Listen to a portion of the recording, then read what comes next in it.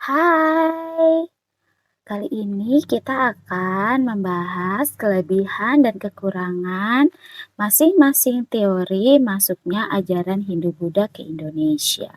Kita akan bahas yang pertama, yaitu teori Brahmana. Apa kelebihan dan kelemahan dari teori Brahmana ini? Untuk kelebihan teori Brahmana, di sini kaum Brahmana merupakan golongan yang paling tahu dan paham terkait ajaran agama Hindu-Buddha, di mana penyebaran ajaran agama Hindu-Buddha ini merupakan tugasnya.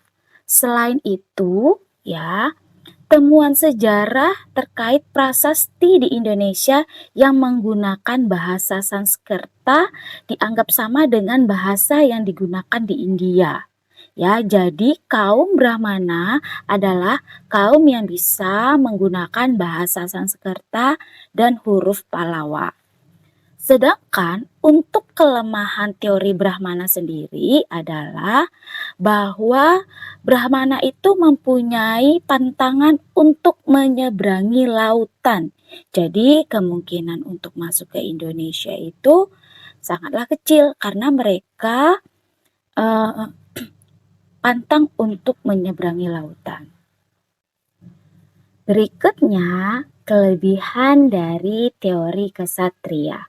Nah, kesatria ini atau bangsa kesatria ini mereka itu memiliki semangat kelebihannya memiliki semangat berpetualang dan menaklukkan daerah lain.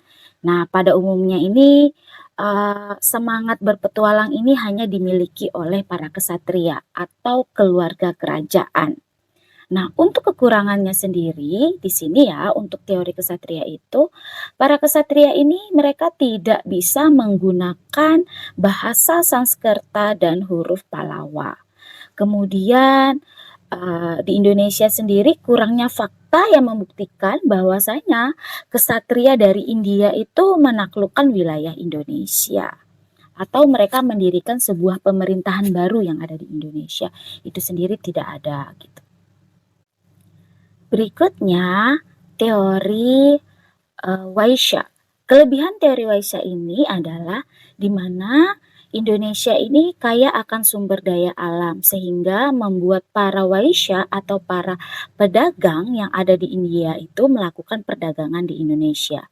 Jadi dari perdagangan itulah mereka menyebarkan ajaran Hindu-Buddha di sini. Dan untuk kelemahannya sendiri untuk para Waisya atau para pedagang ini, mereka belum bisa menggunakan bahasa Sanskerta ataupun huruf Pallawa. Dan di sini dikatakan juga bangsa Waisya atau para pedagang ini, mereka itu fokus ke Indonesia itu untuk berdagang. Dan yang terakhir adalah teori arus balik. Di sini di mana kelebihan dari teori arus balik ini adalah adanya prasasti Nalanda yang menyebutkan Bala Putra Dewa atau Raja Sriwijaya telah meminta kepada raja di India untuk membangun wihara di Nalanda sebagai tempat untuk menimba ilmu para tokoh dari Sriwijaya. Permintaan Raja Sriwijaya ini ternyata dikabulkan.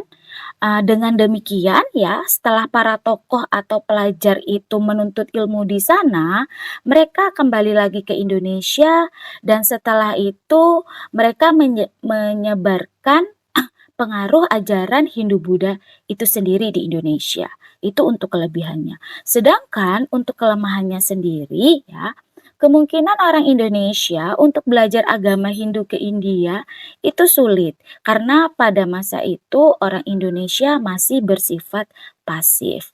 Jadi itu Nak, kira-kira kelebihan dan kekurangan dari masing-masing teori masuknya ajaran agama Hindu-Buddha ke Indonesia. Semoga dapat membantu kalian untuk memahaminya.